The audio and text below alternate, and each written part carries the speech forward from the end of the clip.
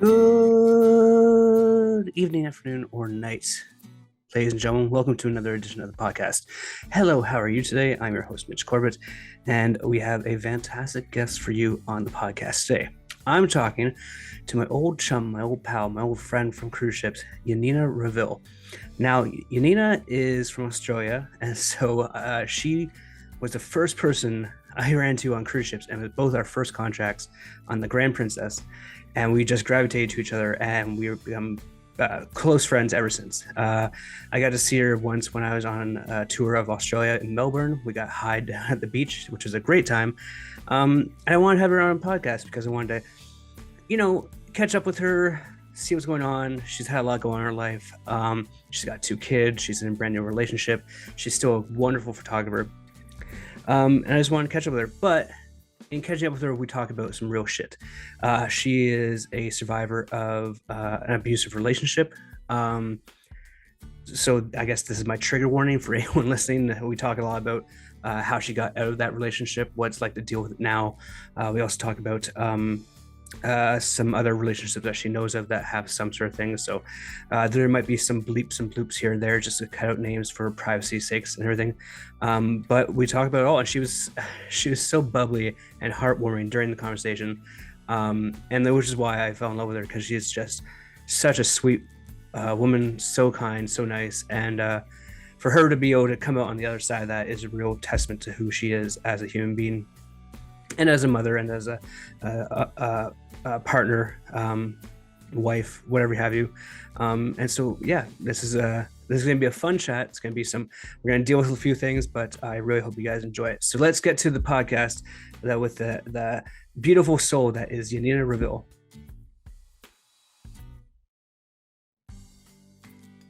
This is the most professional interview I've ever done.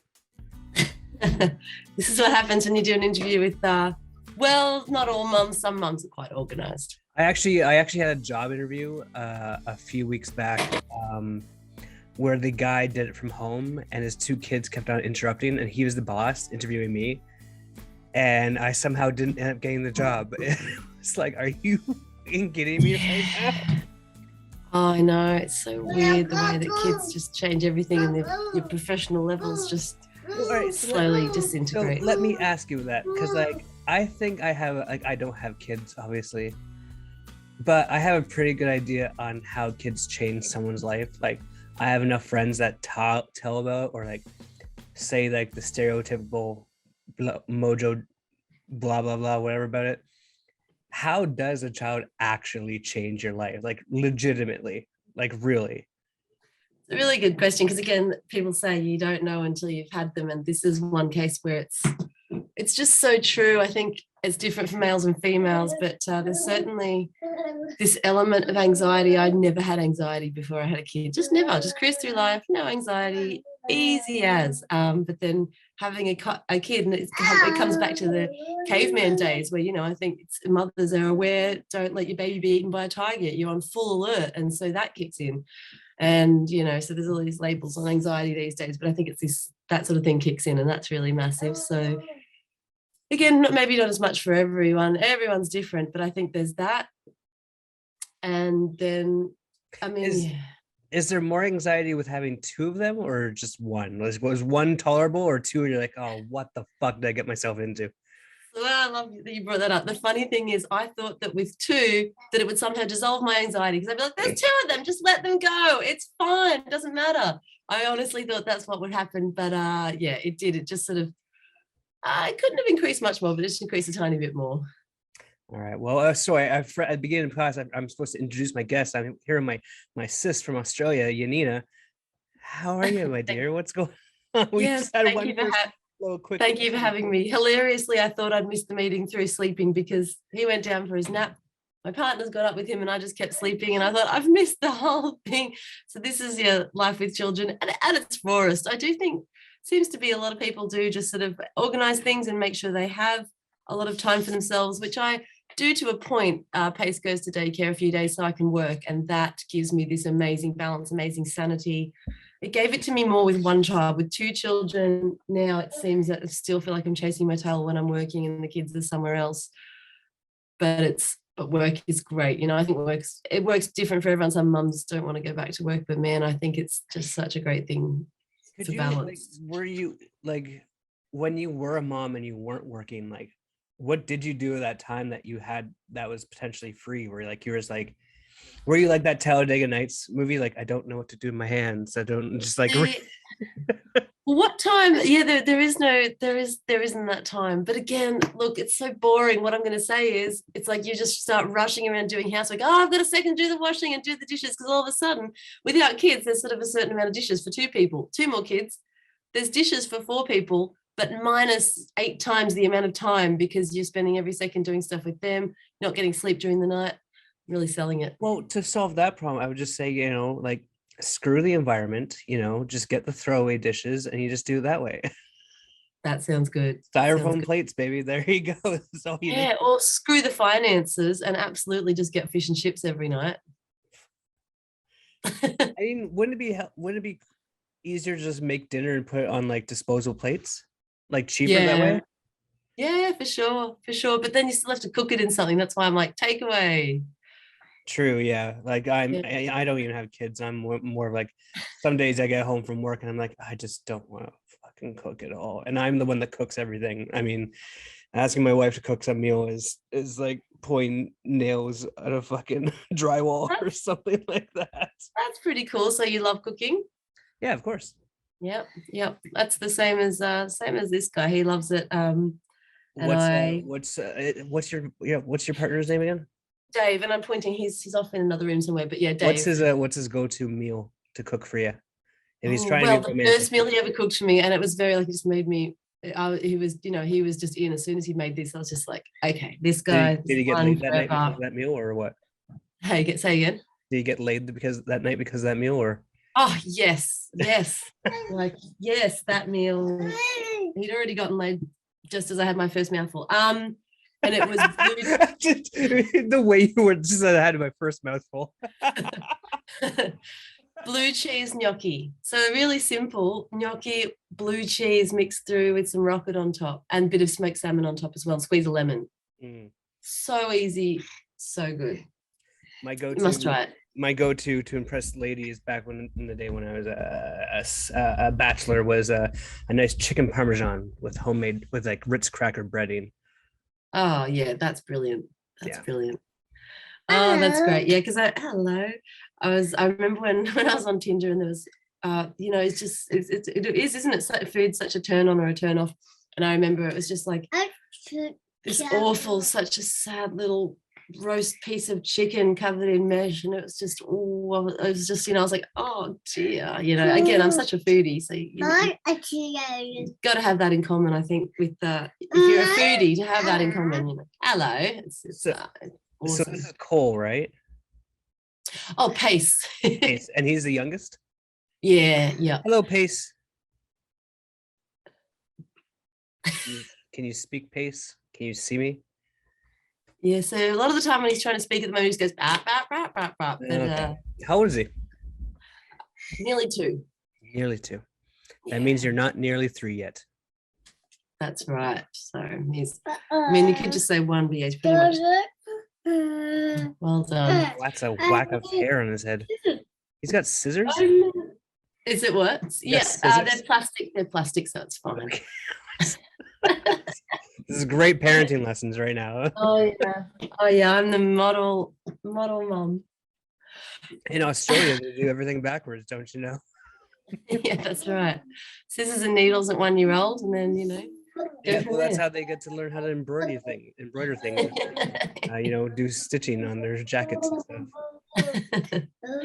Oh, actually, again, on that note, the other night I was so impressed with my 4-year-old Maddie. She just started cutting up bits of fabric, but it was 8 o'clock and I was like, oh. But then she said, Mum, I want to sew this bit to this bit. No, she said, can you get the sticky tape? I've got to sticky tape this bit to this bit. And I thought, sticky tape? I said, you need to learn to sew. And at 8 o'clock at night, I taught my 4-year-old how to stitch, and she made this amazing thing. And I was like, oh, you little fashion designer. So, that's where the good bits come in, all this kind of stuff. So, like, when I first met you, you were a burgeoning photographer, first time on cruise ships, first time contract, both of us. And we gravitated to each other in the cafeteria because it was like, oh my God, Oh, what the fuck are we doing here? There's someone that speaks English. Thank God. Where are you from? Let's go. Well, that's it. We did. I felt like you were from the same country as me, which Canada and Australia are quite similar, Yeah. really. God save the queen ish, right? I don't Something, know. something Something along like there, something like that. that. Something to do with the Commonwealth a little bit, yeah. Yeah, that's true. Yeah. Yes. Like we got to have that first contract and travel with the Caribbean and get to do a lot and see a lot. Um, but like that was your one and done, weren't you? Yeah, it was my one and that's it. And I was so sad because I got home and I thought, what the hell am I going to do after something like that? Being on a different island every day, there's no job that compares. I'm not going to find anything, so I just had to go out and find something. Do you Oh, do if you, only. do you regret that, like only doing the one and done? Because I know you were in a relationship and that was your main decision, like to come like just doing Yeah, one, but it like was, which is a relationship that ended 5 years ago now in terribly. awful domestic violence, and so it's so funny because that ended really badly. And regrets are a weird thing, aren't they? I don't really get regrets in my life. I mean, I could have regretted being with that guy for 10 years, but I loved the house that we'd bought, and it was okay for a while there, in the last couple of years when the alarm bells really rang and then it was time to go. I'm so glad Madeline was born, because otherwise I wouldn't have gotten out of there if she hadn't have been around. I would have been like, oh no, I've got to put up with this. But I'm like, no, she doesn't. We've got to go. I have to be okay for her to be okay. So that was really great that she was born. It meant I had to get out of there. So Um, take me through that thought process, because you're in this relationship that you know is abusive, but you deal with it for a long time, oh yeah, and then you have yeah. a kid and you're like, oh, it's not just me I have to worry about, it's this other No, person. And it's like that's kind of why I wanted to have the podcast. No, I don't want to harp too much on it, but it's a no, pretty no. big This fucking is deal and not enough people talk about it. I'm so glad you're talking about it. It's and it's something I really want to get out there. I can't tell you how wonderful that you brought this up. It's exactly what I'd love to talk about on this podcast, because Perfect. you just said, how you knew you were in an abusive relationship. I didn't really. You sort of go, oh, it's not right, but because you've lived with it and it incrementally gets worse over time. And I think that's always the way. It's like this textbook thing with this domestic abuse, domestic violence. It's this textbook thing, and it's always the same. And you don't know what's happening, and it's just so slow. And they're always so good at manipulation. Name calling always comes into it. But the manipulation and the belittling, and what do they call it now? There's but they just know how to do these things, and I don't know how, but it's always the same.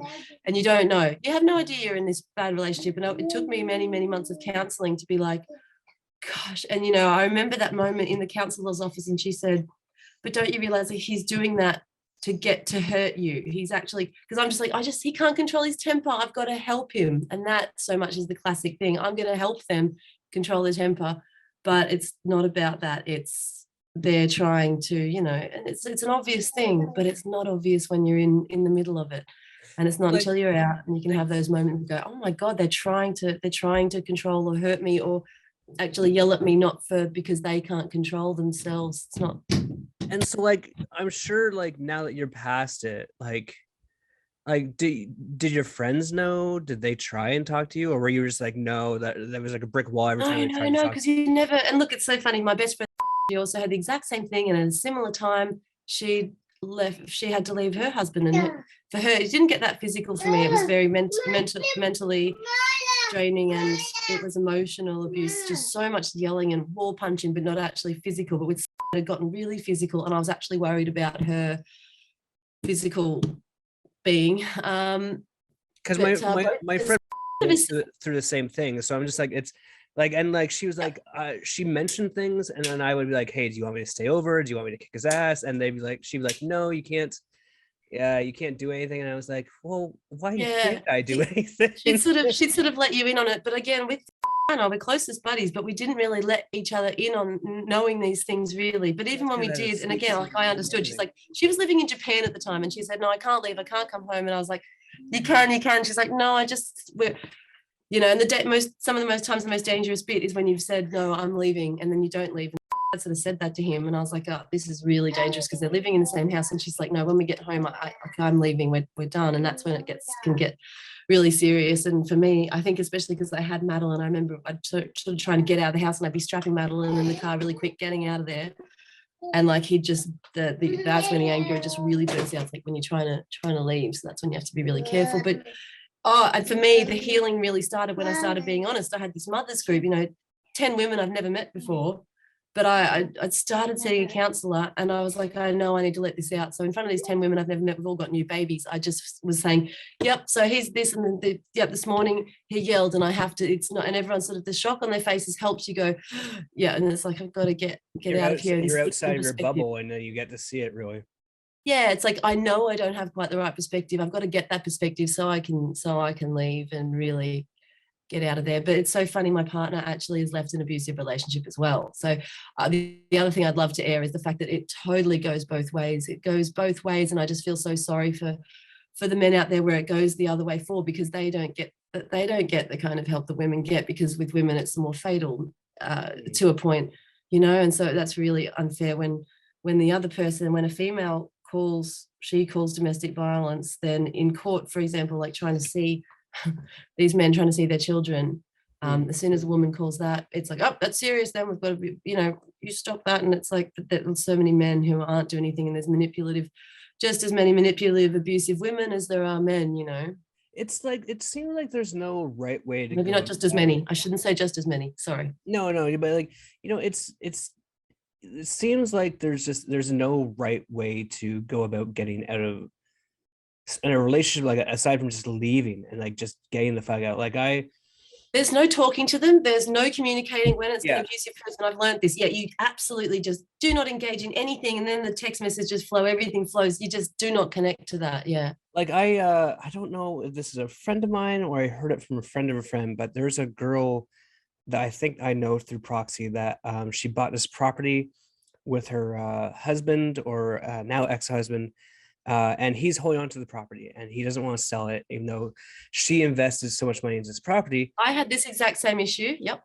So she invested all this money in this property and she wants to get it back. And my thought process is like, it's only money. It's going to cause you more and more stress. The way that this guy wants to hold on to it, just cut your losses and just get rid of it. Like whenever he decides to do it, whether it sells or not, he'll give you the money regardless, but like, don't try and actively sell it. And they're like, no, you don't understand.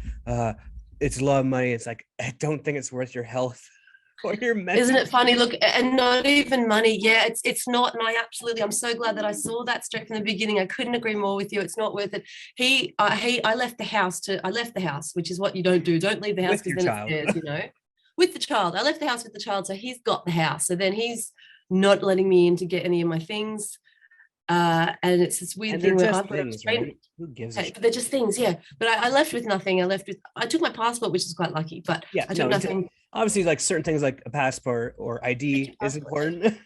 Yeah, but I left, and then I left, and he had all the stuff in the house. And the day that we finally got, because again, look, I was lucky because it's sort of, the house was in my name. So I luckily was, after many, many months, able to hop him out so that I could sell it and just split the proceeds. And just because in terms of financial settlement, I wanted everything settled financially. That's a big thing, to get everything settled financially, go to court to get the kiddo stuff sorted. But the divorce happened only a few months ago. You don't have to get divorced, which is amazing. That's not even a thing. It doesn't even mean anything. The financial stuff matters in court.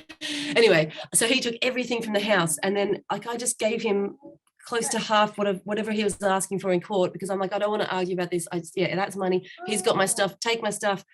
Take the money. I will go on my way now. To a point, like it's sort of also, you want to actually finally find your voice. So you want to sort of say, no, I want to keep this, please, because I've finally got a voice now. I'm not scared of your anger, and I'm actually going to say how I think or how I feel, which is a big deal. But you know what, the one poignant moment that I should mention, it was the morning that I left. It was actually International Women's Day. It's so strange, but it was the 8th of March, 5 years ago, and my mum was over, and he was screaming about, there's a lot of financial abuse as well. I earned a lot of the money, and he was on the phone screaming at me because I'd had Madeline, so I didn't know when I was going back to work. And he was like, when are you going back to work? When are you going back to work? Oh, you got to get back to work. I mean, how it's so, when I say it out loud now, it's like a different world. But he wanted a new car. And so he's saying to me, you've got to send me a payslip. I want to get a new car. And I was like, how do you think we're going to afford that? You getting my payslip. I don't work there right now. I don't know when I'm going back. Blah, blah, blah. Mum got on the phone. Why do you think they need Nina's payslip? Because you can't afford this. What are you doing? And he started yelling at her. And it was so funny because I had Mum there, Madeline there. He's yelling at my mum. And it wasn't yelling at me. It didn't matter. But it was the yelling at my mother. I went, you're yelling at my mum. That's it. That's it. And I was like, okay, just close the phone. He's just screaming. Close the phone. Put the phone down. Help me pack a few things. And we're going right now. And that was the critical moment. I think when it affects someone else other than you. For some reason, we're all martyrs and we don't notice things third party perspective, but it's someone else that you love, then it's like, okay, for some, yeah.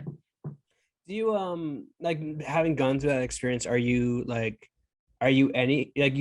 that you're going through therapy, like, are you able to help other people with your experience, or is that something you've thought about or anything like that?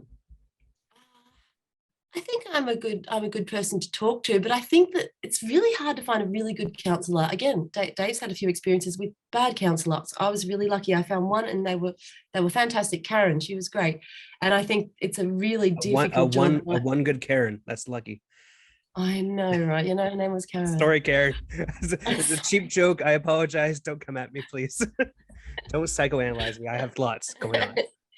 She's good. She's probably right now. She's already working on your mind. Because a good counselor, what they do is they don't tell you what to think, and they don't tell you anything in particular. What they do is reflect back on you what you're saying, and then inside you go, they say, well, do you really, so you've said that, do you really think that? And then the way that she puts it, you think about it yourself in your own body and mind and soul and go, oh, no, that's not right. Okay. And it's sorting yourself out, just reflecting a mirror back on you. And I don't quite know how she does that. I mean, it sounds really simple to do, but I think a lot of counsellors just don't do that. And I think that's what a good counsellor is. I don't think there's many about, so I don't know if I'd be good at it, because as I just said, I was just thinking then I'm good at listening, and I could listen to someone telling me this stuff, but I'd know that I feel like I couldn't help them, because you really have to help yourself. Because I got out and then I was talking to the counsellor, but it was that moment inside me that went shink. I think, yeah, it's a strange thing, but you really have to you have to see it yourself, which I don't quite know how that can happen a lot of the time. Again, I was worried that her life might be ended, and she's in Japan, and there's nothing I could say to her, and I knew there was nothing I could say to her, because she's saying stuff back. She's like, I know, but I can't. And I was like, I get it. Okay now, though, right? Like, she's great now. Let's finish that. Great story. Let's everyone know that. She's got a great story too. She was trying for 4 years to have IVF with this guy. 4 years of IVF, no baby, and she was just, it was awful. And then she left him because she had to. And then within a year, she's gone on Tinder, met up with someone a few months later, just for like the first time. And she's like, look, by the way, I'm not really, I can't have babies, so don't worry about that.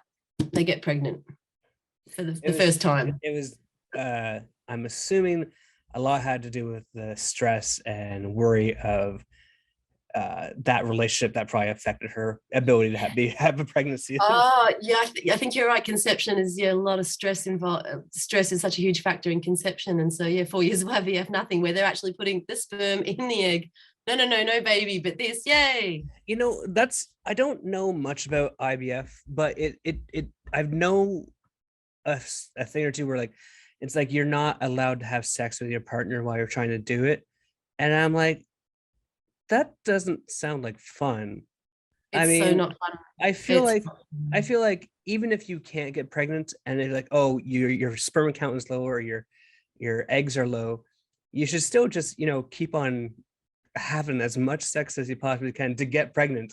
And even if you don't, then it doesn't. But like the IVF, the idea of not having sex, especially if you're a newlywed and it's like, oh, I want to get pregnant right away, and they tell you to do IVF, and I'm like, well, isn't the point of being married is to just enjoy. I know, right? I don't know. Like I said, I'm not a scientist. Look, I think, there's technicalities at play. For example, another friend of mine, his uterus entirely closed off. So not going to happen unless you get the egg and get the sperm and pop it in there, because something had happened. Everything's closed. So the area where the sperm's got to go is all gone. But I think for some, yeah, you're right. Like if it's stress and like it is, it's such a natural thing and you can't control it. If you relax and have a good time, but you should be able to have a good time either way, even if nothing's going to happen. Get high, have sex while you're high, or mushrooms. Like that's always an incredible experience, or so I've been told. Not that I know. My little brother, you couldn't possibly know that. No, you only got me high in Melbourne that one time with Australian steak. Well, I went back to the ship stoned as fuck. Did I tell you like I signed? Did you ask me to bring? I think I'm. Yeah, no, you said you had you asked me that. And we got high and we went walking on the beach and we saw a Ferris wheel or something. I was so fucking stoned. So like when it must have been so nice to get back on the ship. Oh, my one friend, a photographer, he was doing gangway and he saw me and he saw this big smile on my face. I told him I was going to go smoke weed with you. And he's like, you son of a bitch, I fucking hate you. I just rubbed it in his face and everything. And it was, they had a sign out at the base of the ship and then a sign back in at the top. So I signed back in and at the same time I signed back out while I walked on the ship. So it wasn't until like 45 minutes later that my roommate's girlfriend came in and was like, hey, you're still listed as signed out. I'm like, but I've been here for 45. Oh no.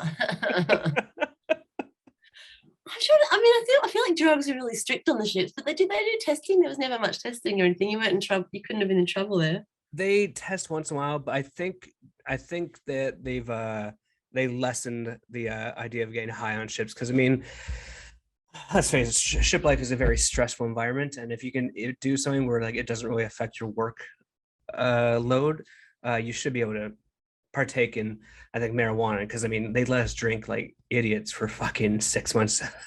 For $1, yeah. $1.25 for a beer. Or like $1.75 for a shot. It was. I did that for 8 contracts. How many years did you? So about 4 years you did that for. That's fantastic.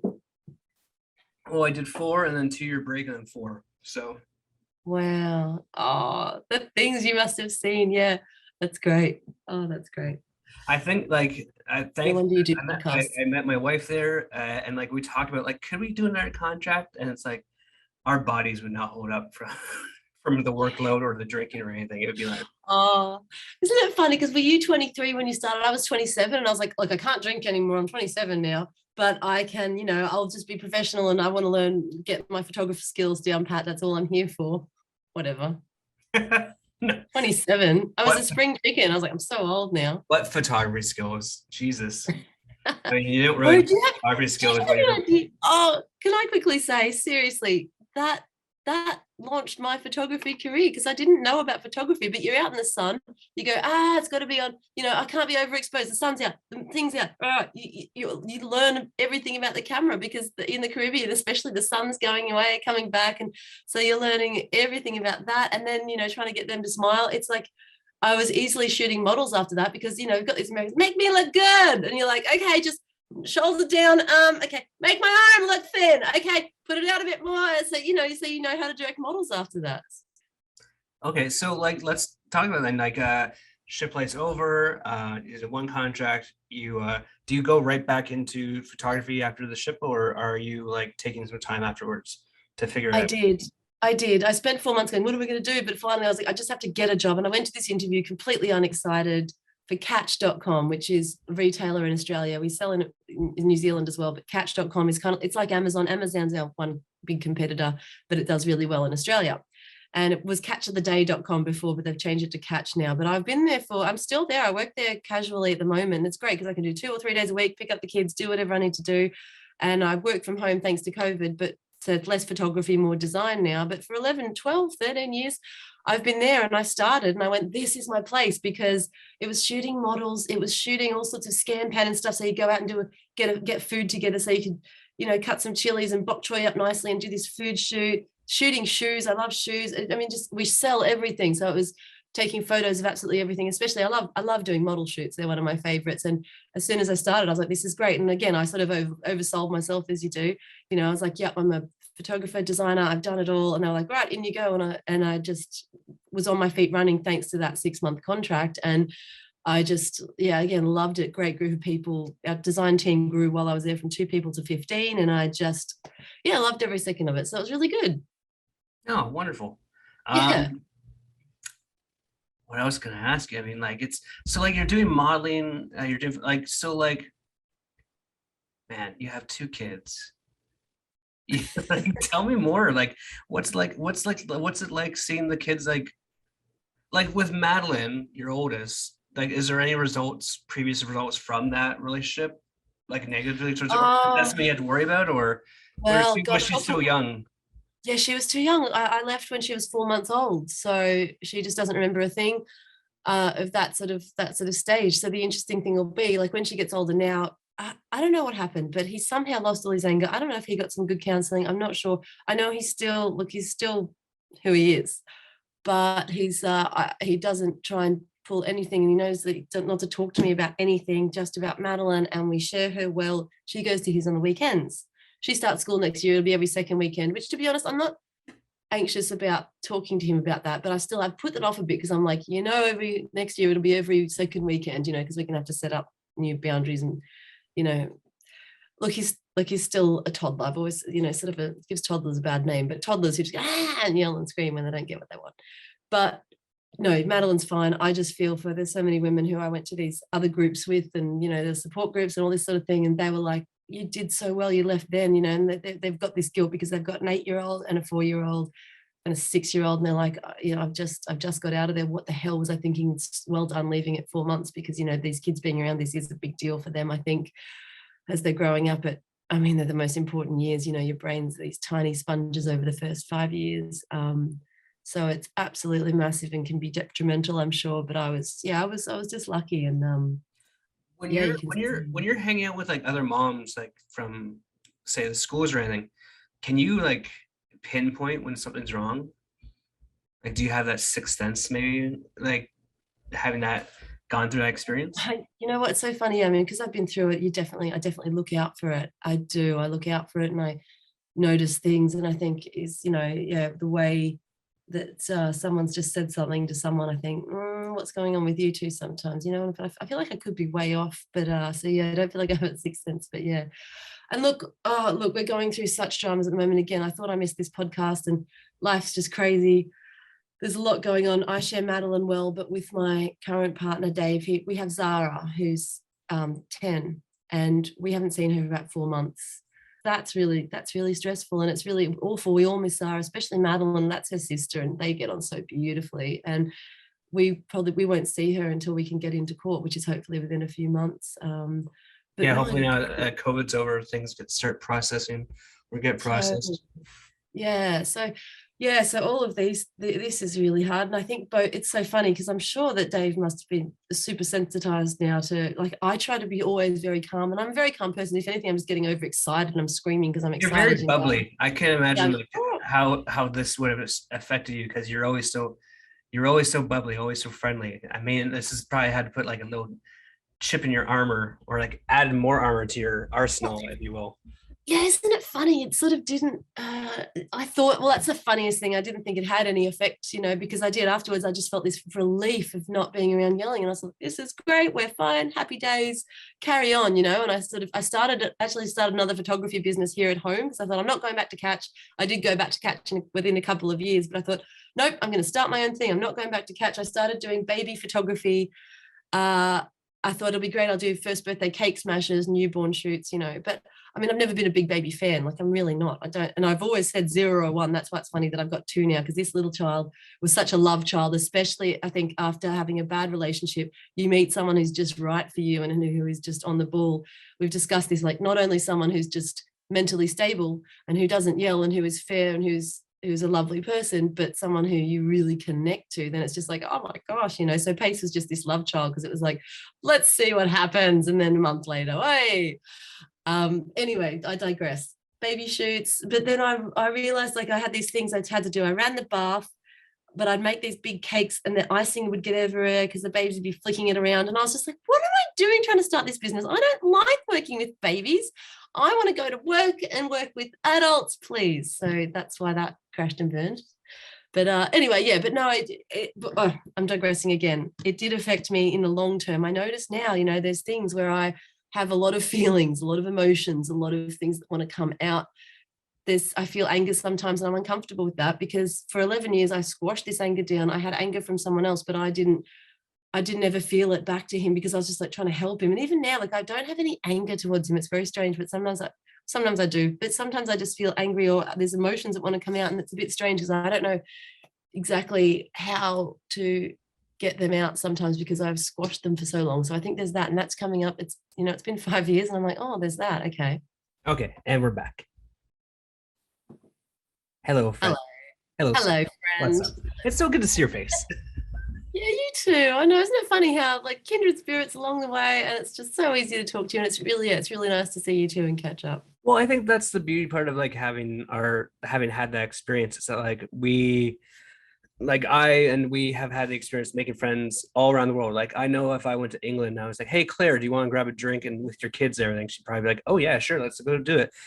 Like I was in Chile visiting my wife's family, and my friend Andy and his girlfriend, who's also from Santiago, were visiting. So I got to see him, and that was after my and I met him on my second contract. So I mean, it's just like riding a bicycle. Like you may be apart for years and not talk to each other for years, but it's just a beauty when you get to see each other.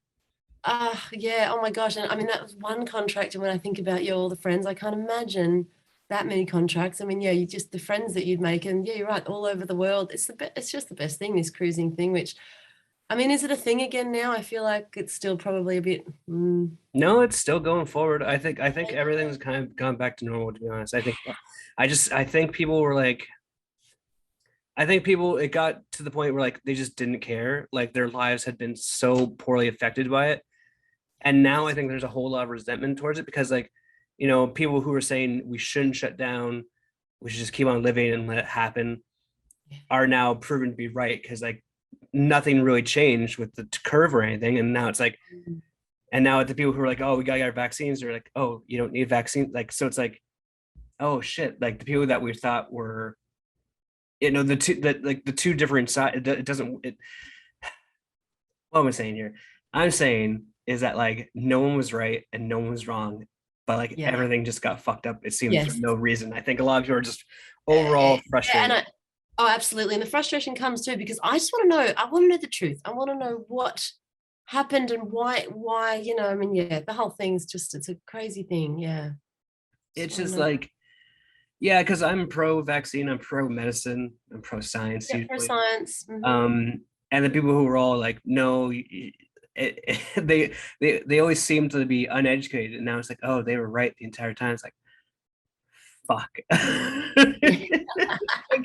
Kudos to you guys. We're the real idiots trying to like, I don't think anyone cares about anyone else's well-being outside their own, to be honest, or their families. I'm such a science. Oh, I know, and I'm such a believer in science. But then you start to second guess yourself. The other day, I thought, hang on, because Dave and I were both really sick for a while there, and you can't get over these coughs. And I've never had a cough like it, And there's all these friends who had the same thing. Everyone's going through this huge cough.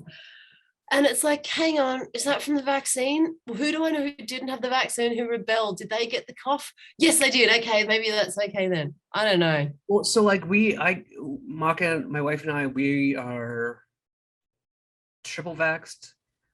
I was happy just being double vaxxed. But like it was for 2 years we weren't sick because of masks and not going out as much and everything.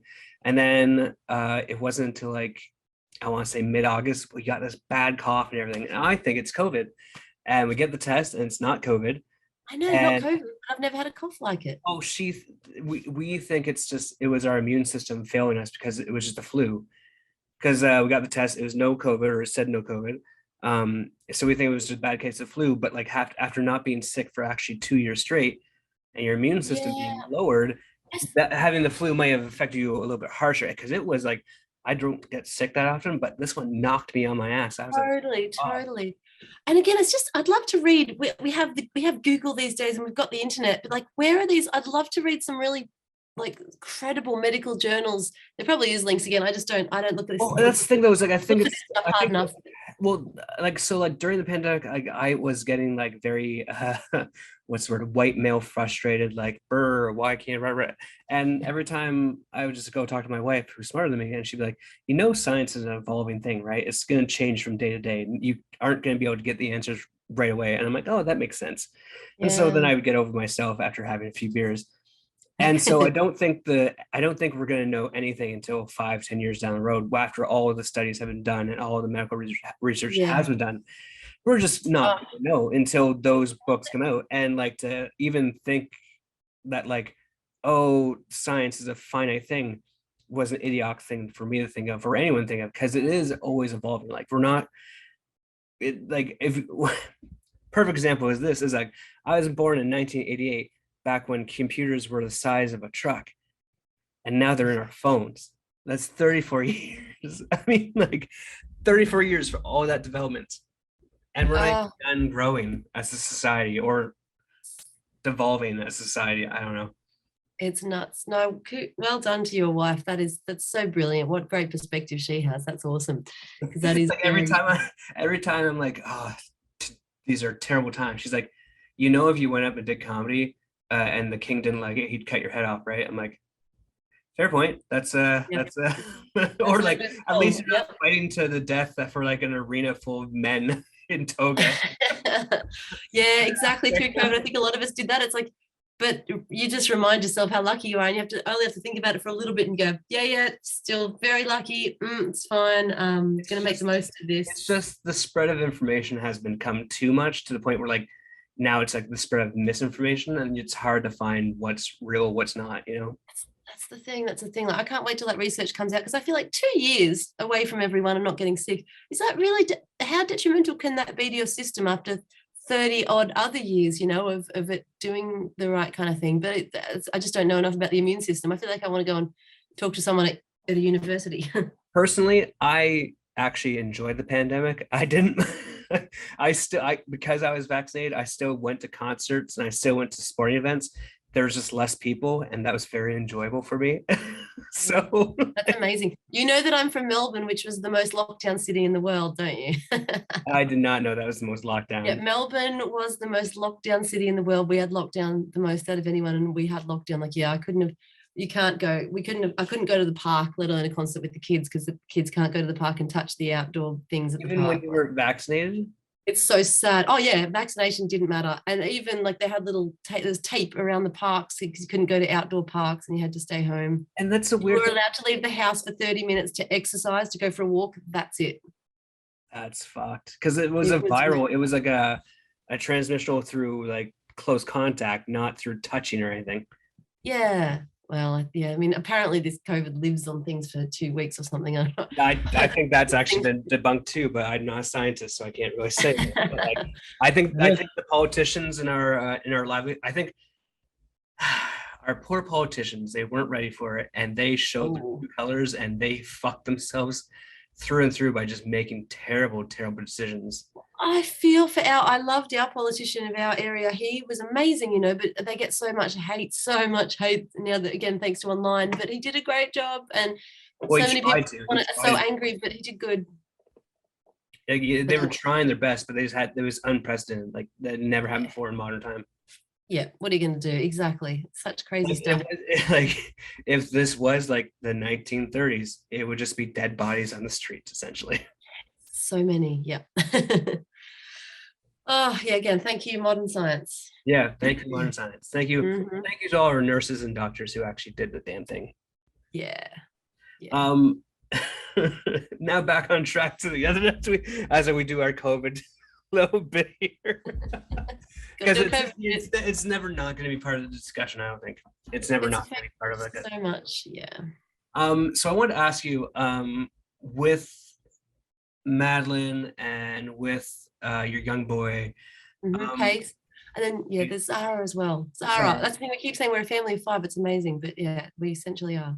It's like, has that kind of changed how, like, like with that experience through trauma, has that changed how you plan on raising these young children of yours, these little minds of yours?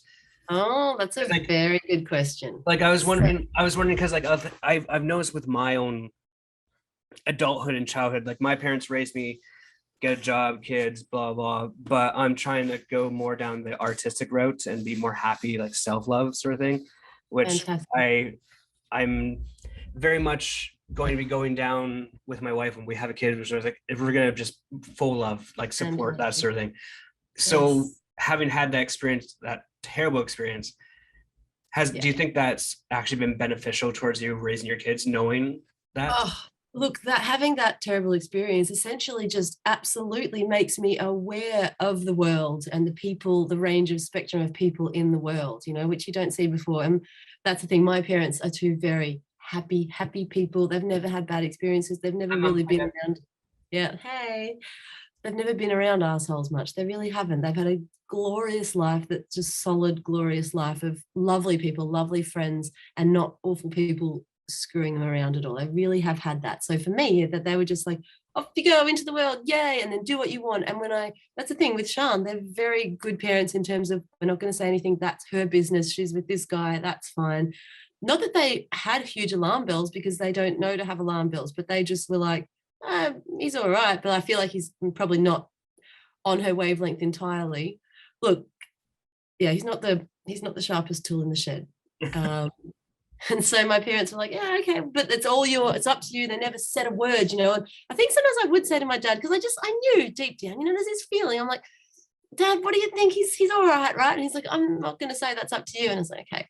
But so I think that, and then not knowing, again, for me being an aware person now, it's so great, because I don't exactly, again, you sort of make this up as you go along, this parenthood thing.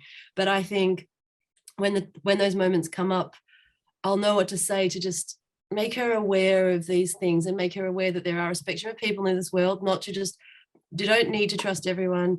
You don't need to think everyone's great. That's totally fine. If there's someone you're like, no, I don't, that's crossing again, I suppose it's just that crossing my boundaries. I'm going to say no. I was one who was always very bad at saying no. I've always been a people pleaser and a yes person. And I think that's a bad combo for domestic violence.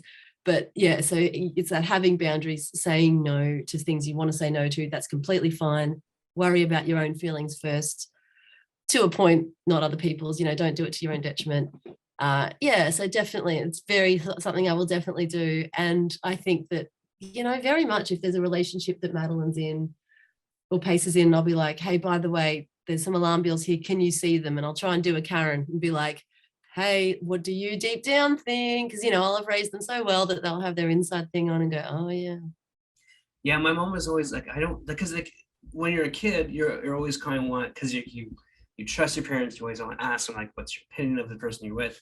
And my mom would always say, oh, it doesn't matter if I like them, but it does. Like we want, like, let me know. And then you could always sense with the tone of their voice, we're like, oh, so you don't actually like this girl, do you? I can. You do. You want. I mean, you always want your parents to be proud and their approval. Yeah. Oh man. Yeah, we're just gonna have one kid. I think there'll be less I stress. have one. I think one's a great number. Again, I was always 0 or 1, and 1 is a great number. Especially, I don't know, like travel. It's one other plane seat. That's fine. Yeah. One, then because siblings. Again, I was an only child. I loved it. Siblings, they argue, and I can see it already. And I was like, oh my gosh, if it's just Madeline, she'd just be, oh, this girl so creative. Talking about taking the creative route. She's just always sitting there, tracing and coloring in and drawing and fashion designing, and she just needs the tiniest bit of space. But Pace is this ball of fire who's pinging around the room like a pinball machine. Is that what it's, mum brain, something like that? And and so she's always Pace now, and just she's like, Pace, get out of my thing, I'm trying to do my own thing. And it's like, whoa, it could have been so calm here, but I'm just one for calm. I think a lot of people are okay with noise. I've realized I'm very I like the idea of having one kid. That way we still outnumber the kids. Kids, like everyone says about 3, then they outnumber you. But yeah, I totally think 1. Then like I've always been. I go grocery shopping, and you always see the mother or the father with like grocery shopping's hard. and it's like you just see like their sunken faces, like this is their hell. It's like they're so upset. It's like, why would I want that for my wife if I'm working and she's on maternity leave, or vice versa? I'm like, that's not beneficial to that sort of stress doesn't help any sort of relationship at all. No, it doesn't. No, it doesn't. Yeah. And it's a common story. I think this whole, it's so easy, especially, yeah, like one kid, but two or three, it's so easy. And it seems to happen a lot, partners drift apart and are just ships in the night and might stay together. But, yeah, relationship wise, it's such a killer in some ways. Well, it can be, it can also be a wonderful joining of things. And you see this man being a beautiful father, he sees you being a beautiful mother, and it joins you together. But it's obviously so much harder to get sleep. Spend time together, have a sensible conversation together.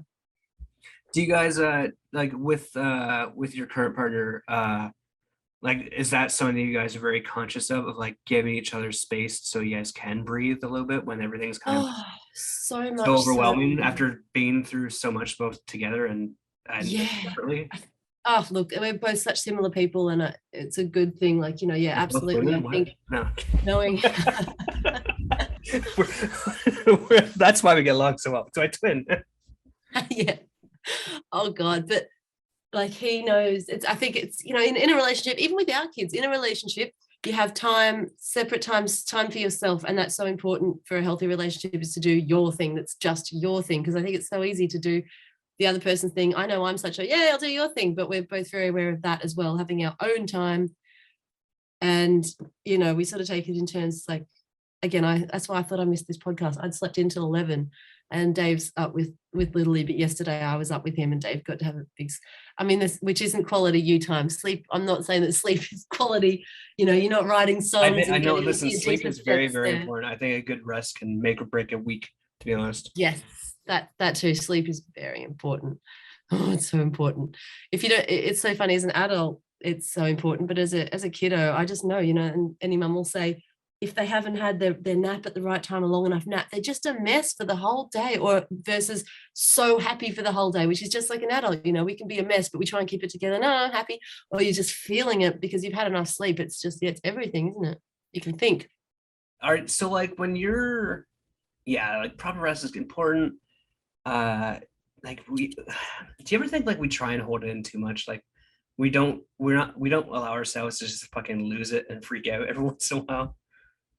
Again, you're talking to an expert for 11 years, but I held it in, but I didn't know I was holding it in. So I think absolutely we need to let these things out. And I'm still trying to work out the best way to do that. I remember one time just after I'd left and I was driving somewhere with Madeline, and whenever she used to cry, Pace crying doesn't bother me at all, but Madeline crying, I'd be like, oh God, like it would literally, I can't even tell you. So one time Mum was in the car, Madeline was screaming in the back seat, and I just pulled the car over. And I was like, Mum, just deal with Madeline. And I got out and I walked about 20 meters away from the car and just started screaming like, ah, ah. And like, I just didn't stop. And just as loud as I could, I thought maybe this is going to help somehow inside it'll help. I'll just keep going. And I kept going till my voice was hoarse. And the next morning I just had a croaky voice and was like, I don't know if that did anything. So I'm no expert about that, but I have tried a few different methods. I've got a very hippie friend who's like, all right, so she starts like, it's this interpretive dance type thing, but it's like, just do whatever you can. And the music is all very, there's a beat, and but you sort of start on all fours and just moving your back around, and it sort of lets things out, and then you carry on, and she sort of guides you through this. And so I've tried, look, just to show that I've tried all sorts of different things, and I don't quite know the answer yet, but I'm still. Being that you are such a bubbly, kind, wonderful soul, have you tried breaking stuff? Oh my God, it's so funny you said that. Literally only weeks ago, I was unloading the dishwasher and I was texting friends because I had to let it out to someone, and I just was texting friends saying, you know what I want to do right now? I've never so much wanted to take plates out of the dishwasher and just smash them on the floor, because I think that would be really great. I was like, I just wish I was at a Greek wedding right now and I could smash all the plates. I did have that feel. They have like anger rooms now, where like they have a model where you wear safety gear and you just smash it. I didn't know, but I suppose you can't really book in an anger session, can you? Yeah, but it's got to be the right moment. You just want to walk in, and it needs to be 5 minutes from home, and then you could go for it. No, I'm sure like you could just do a walk-in and just like, I need to break thing, and they'll be like, yeah, no, you look like you need to break something. Just smash. That makes me really happy to hear that that's a thing. I like this, that just the thought of that makes me go, oh, that's a nice idea. Yeah, That's I good. mean, That's good. like when I was growing up, I always imagined that I would have a house and I have this one room and it would be my anger room where I would just smash shit. And when like if my kid had a bad day or my wife had a bad day, I'd like come into the room of anger and we just smash the shit out of things. And it would just be a room in our house that's just like dirty and messy, but like we would just break shit and then like every few Mm. weeks we clean up all the mess and then we find more stuff from the dollar store and just break that shit. And like there's just something um there's something about like releasing that tension, that animosity in a physical fashion. Like I just started playing sports again, like ball hockey, and I didn't realize how much I missed actually competition. And some of Yeah. the guys I play against take it a little bit too seriously. Like it's like we're not the pros guys, maybe not try and fucking run each Mm. other's heads into the boards. But like it's just like, oh man, I missed this idea of like actually being physically active, like sport Yeah. wise. It was like, oh, I'm Yeah. very beneficial to my mental health as well. Oh, And that's I get in shape brilliant. because I'm running. And then sometimes I feel like dying afterwards because I'm so out of shape, but whatever. No, that's great. I think that's so awesome. And you've made me think that's the thing. I love taking the dog for a jog, and I've got to do that more because I think just physical activity of any kind, but especially what you're doing there, that's like the epitome. But yeah, I think anything like that's definitely probably equal to smashing a plate or two. But oh, you've thought about this. I like that. You've thought about this. And I think the plate smashings or something along those lines, it's a good idea to let it out. Um, Dave's thing is his number one thing is stay calm. And he's always like, just stay calm. Step one, stay calm. I don't think, I mean, yeah, like I think the majority of people are calm, level-headed people, but there comes a point where like you can't be calm all the time. You have to be able to like just say fuck it and like let loose and do something stupid or say something ridiculous. Yeah. Like the people that just say like that just live in this bubble of like perfectality or some whatever that word is would be. It just doesn't make sense because at some point that the lava is going to rise to the top and that volcano is going to explode and it's not going to be in a great fashion. Yeah, that's it. Yeah, so it's got to be measured. Yeah. Well, Karen, that's where how am I doing with these analogies? Come on, get back to me. Let me know. I'm so bad with these. Yeah. I think heavy metal's a big one though. It's one of Dave's big like, loves, and so loud heavy metal, that's going to do it. And like he plays and stuff like that too. well, yeah. Again, I can't work out how to take it off blurry because I have it on blurry for work. But behind we've got this fantastic drum kit. He's an incredible drummer, Most, I and mean, then that's his like smashing things, right? And yeah, in that drum kit, drumming. I mean, that's for sure what he uses that for. Oh, That's yeah, his and trust. like when he was a teenager, and like, but it's great because as soon as he gets into that flow, I could just start dancing, and it's just the most wonderful thing to listen to, let alone for him to start doing because he's just a talented percussionist. There's also a bass guitar which he needs to buy an amp for. So I think yeah, music's a good one too, isn't it? Yeah, yeah, Yeah, you but should get yeah. into singing. You guys could be like go out Oh, of town don't and sing even. a band. I've been trying to sing more, but it's so funny. It just doesn't, I'm just not feeling it at the moment. And look, it comes down to beautiful little kiddos, less Madeline, more pace, because he's just constantly, mum, he's a mummy's boy. It's like, dad is going to take you. Ah! So, I'm very needed at the moment, but I look forward to singing more. Yeah. Yeah, no, it's like everyone needs that one thing that gets them out of the house and doing stuff and like Yeah. just that stress relief. I've been taking a break Totally. from comedy, but I know I want to get back into it. But it's just like it's being that right headspace, so like you don't go back into it and you're like, oh, that was shit. I never want to do it again. Like you want to go back and like give it a real try when you're mentally ready, sort of thing. Yeah, but I think for you, the pull, just like for me with singing, the pull for you to do comedy, it's just always going to be there. And so, it might be a long way around, but then you're gonna come back to it, aren't you? Because it's sort of something, it's a bit of a thing within you. Yeah. Yeah, I mean, you always saw how I always tried to like make everyone laugh. I was always Yeah. just the idiot It around. is. Exactly. It's just within you. And so to do it on stage, I can't even imagine. I'm just so the opposite. I just can't. I'm not that kind of person. Like that's the thing. I'm like, oh, not stage. I'll get up and belt out anything. I'll go and sing. But the idea of comedy is completely elusive to me. I just, I completely don't. I can't How so? imagine You it. have a very good sense of humor. How does it seem elusive to you? Yeah. I have a good sense of humor, but that doesn't mean I could tell a joke or talk about something funny. I can't deliver anything like that. I'm not that I've ever really tried, but I just couldn't do it, but Dave's great at it. The other morning, like the toilet's right next to Pace's room. I put him down. He's just screaming. And when Dave got out of the toilet, he's like, it just sounds like an angry Chinese man because Pace is in bed going, I don't know. Just screaming and it just cracked me up. And I was like, yeah, it is like that. That's so funny. And then, and again, 2 minutes later, and like, I don't come up with stuff like this. I don't, but that's the thing. I noticed that Dave does. And I was like, you could be a stand-up comedian because he's got mum's pills and they're called Sozol, Sozol, Sozol, which is a weird name for mum's Parkinson's medication. And Dave was just like, it's like you're apologizing, insincere apology for breaking, your grandmother's plate. Oh, Sozol, broke her plate, Sozol. So Sozol about that. And I was like, bah.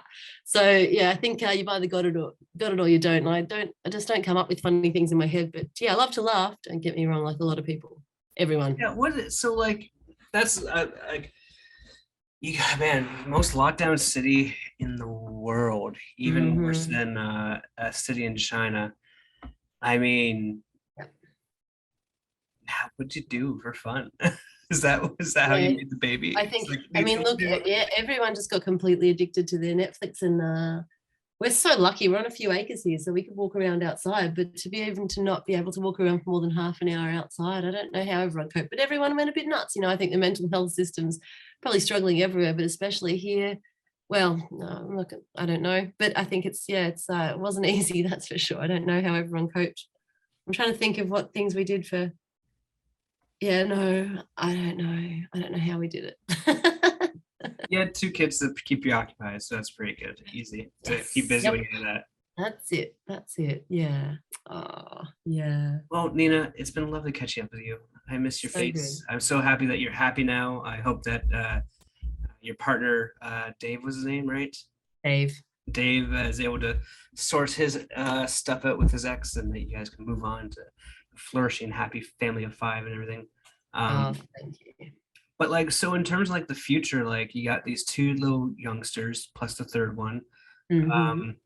What's next for you guys? Or like you're working full-time? How, like, do you want to go more into the artistic thing, or are you just like, I'm gonna be a mom for a bit and then figure it out afterwards? No. Oh, look, that's what I was going to say. Actually, that's what I'm glad you brought that up. I was going to say before about being a creative person. You're a creative soul. You've got and what you do here with these podcasts, fantastic. And being a comedian, and I've always been a creative person in terms of the visual and singing, I suppose, as well. And it's something that always bubbles away. And I've noticed in life, it's like, oh, I just don't feel quite right at the moment. What's going on? And it's because you sort of got nothing bubbling away creatively, thinking about things in your head. Like when I came up with my food shoes, I came up with a strawberry shoe with chocolate drizzling down it. And, it was this beautiful thing. It took me 30 hours in Photoshop, but it's just things in your mind that come up for me. For me, Salvador Dali, surrealism, it's my thing. For everyone, it's different. But to have your mind bubbling away at creative things and to be able to use it as an outlet and get it out on stage with comedy, whatever.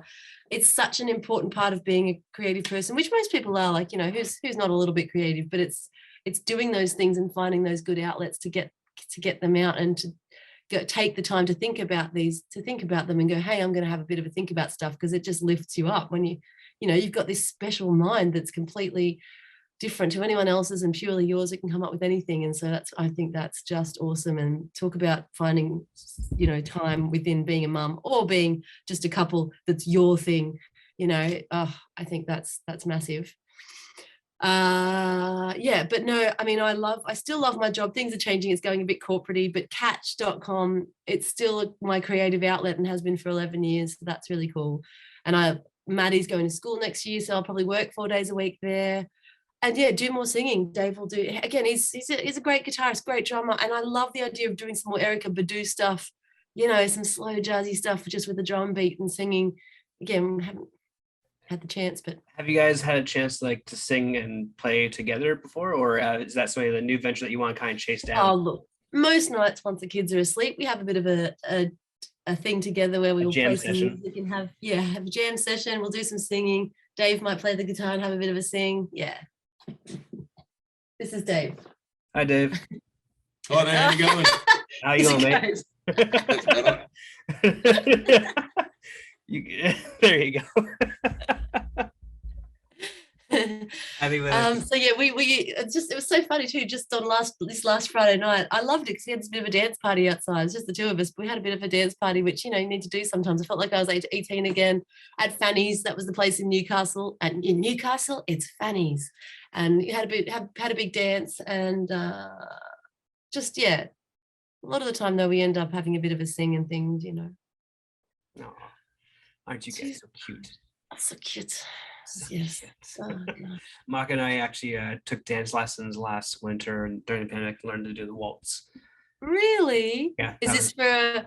Oh no, you got married. I was like, is it for your upcoming wedding? Sorry. No, you're like we married. got married and like we were thinking of having like a big church wedding or like a bigger wedding in Chile, but it's like we had our perfect wedding. It was small, intimate, like it was $1,000 at a bar. It was perfect. That's lovely. We That's don't need to lovely. impress anyone else with our fancy gowns or anything. But she did buy another dress. So maybe we'll do like a renewal vows down the line or something like that. It's been Yeah, 3 years, so maybe 5 years we'll do like our renewal vows or something. yeah, big party, renewal vows in a beautiful dress. I love it. That's great. Yeah, if I win the That's so cute. lottery, we can do a cruise ship renewal vows and just invite all my friends from around the world and we all do a cruise ship. That's a great idea. I'll be there. I'll be there, little bro. Could you like if we Oh. let's kind of like talk about it, right? So like with our experience on cruise ships, right? If we were to go theoretically on a cruise, what would be some of the things that you would try and like get away with having had your past cruise experience? I definitely try. Oh yeah, but you got to try and get into the crew bar. Hey, you got to get in with the crew, get into the crew bar for sure. I think I would ask my steward if they're part of the mafia and see if I could get some discount drinks that way, like give them like $50. Yeah, or just go to the crew bar every night and just fill out your little chip. No, Dollar they drink. don't do those anymore. Apparently, it's all like based on a Oh. card system, like a specific That'd be card right. system. And they're probably $4 now, not $1.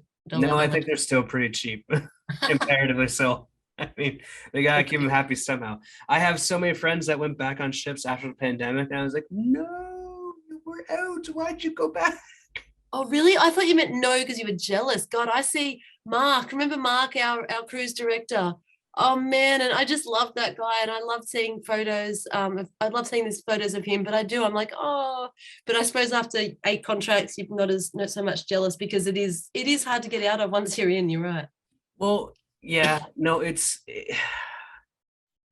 I'm fortunate that I met someone that, it wasn't the be all end all, but like she got promoted and they're like, all right, well, this is the end of your relationship essentially because you guys aren't going to be able to get linked together on the same ship. And she's like, Okay. then I quit. And I was like, oh, well, I guess I quit too. And then we moved on from ships. But man, it's rough to try and actually have like a safe and stable relationship on a ship. I mean, you only saw us for 6 months, but I've seen it for 8 contracts where it's like, man, it just wrecks some people.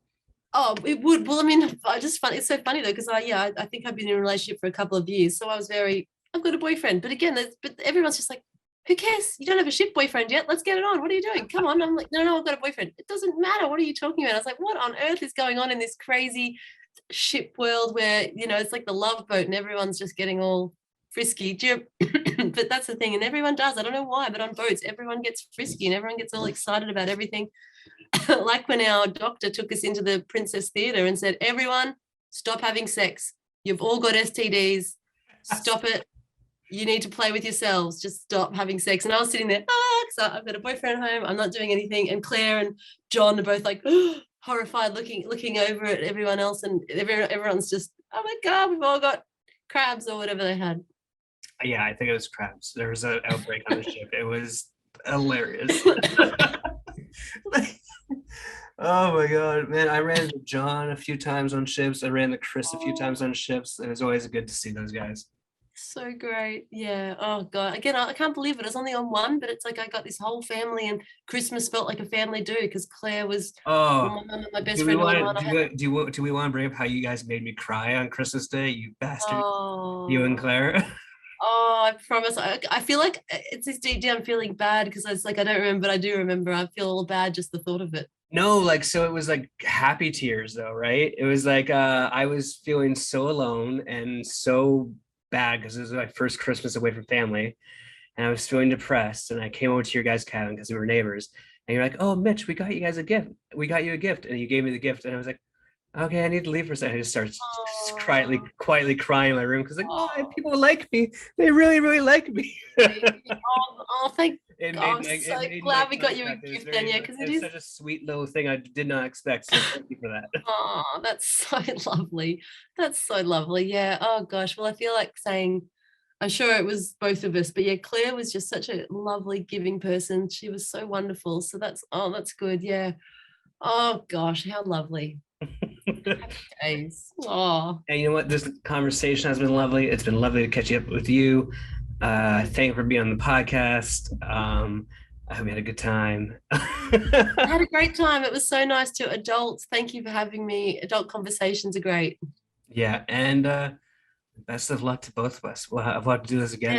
Yes. Some Oh, yeah, and look, you're magnificent, and you do such a great job. You're right at interviewing. You're brilliant at what you do, and so just very proud of you, little bro, and keep up the good work.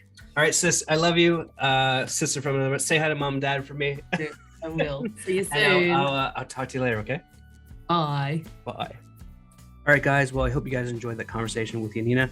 She doesn't have anything to promote, so we have no social media tags. But I will say that it's never too late to reach out and get help if you're in a relationship that is, bad. Whether you be a female or a male, and your partner is treating you poorly, it's never too late to reach out and get help. There are tons of numbers, tons of websites you can go to find out local numbers for assistance in those situations. Perfectly example is that in my shoot job, we just had a guest from the Women's Interval Home in Sarnia, Ontario. And a lot of the situations they mentioned were sometimes the partner who is being abused will wait until the next morning to go and get help. But they recommend that if you are in a dangerous situation, do it as soon as possible. Get out now, because after giving yourself time to think about it, you'll make excuses and reasons why not to leave and get the help you deserve. So go out, get the help you deserve if you need it. And I wish you the best in your future endeavors. In doing so, everyone should be able to live a healthy and safe life.